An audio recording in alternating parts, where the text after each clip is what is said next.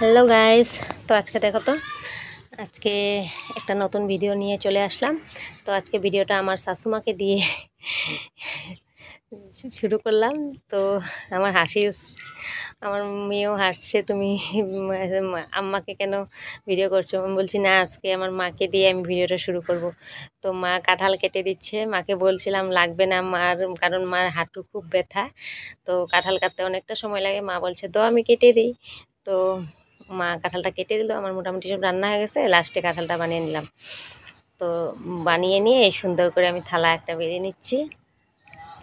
মানে মানে থালটা সুন্দর করে গুছিয়ে নিলে না ভালো লাগে, দিতেও ভালো লাগে দেখবে।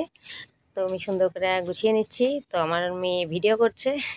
তো আজকে না, সকালে আমার মা আসছিল। তো মা আসছে, আমার মনটা এত ভালো লাগলো আজকে, কারণ আজকে মাতৃদিবস।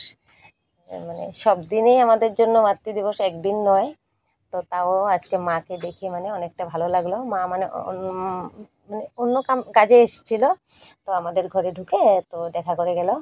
তো চাটা খেয়ে গেল। তো আমার শাশুমাকে মানে আমার শাশুমা বলছিল যে খাওয়া দাওয়া করে যাবেন।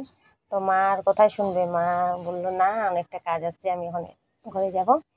তো ওই চাটা খেয়ে চলে গেল। মা না আমাদের এখানে এসে অতটা ভালোবাসে না, কারণ এখানে উপরে উঠে বসে থাকতে হয় যে। মা বলে তোদের এখানে মানে বন্ধ বন্ধ একটা রুমের মধ্যে আমার ভালো লাগে না। তো আমাদের মাদের এখানে তো খোলা জায়গা, খোলা মাঠ, হাওয়া বাতাস সব কিছু মানে পাওয়া যায়। আমারও মানে ওখানে গেলে আমারও অনেকটা ভালো লাগে, একদম খোলা জায়গা, মাঠ, মানে ভালো লাগে ওখানে। তো আমাদের এখানে বন্ধ বন্ধ সবখানে একটা রুমের মধ্যে থাকো উপরে, ওই জন্য মা এখানে এসে একদম ভালোবাসে না। সারাদিন থাকলেও রাত্রটুকু আর থাকে না, বিকালে চলে যায়। মানে যেদিনে আসুক না কেন সারাদিন থাকে, কিন্তু রাত্রটুকু মা থাকে না, ওই চলে যায়। তো মা যেখানে ভালো মানে থাকতে ওখানে ভালোবাসে বলে ওখানেই থাকবে, না মাকে অত মানে জোরও করি না। তো এই যে আমিও খেয়ে নিচ্ছি। তো ওই আমার মাকে, শাশুমাকেও দিয়ে দিলাম, সবাইকে দিয়ে দিছি। সবার খাওয়া দাওয়া হয়ে গেছে, লাস্টেই আমি আমারটা নিয়ে বসলাম, কারণ আমি সবার খাওয়া দাওয়া হয়ে গেলে থালা বাসন সব ধুয়ে পরিষ্কার করে তারপরে নিজে নিয়ে বসি।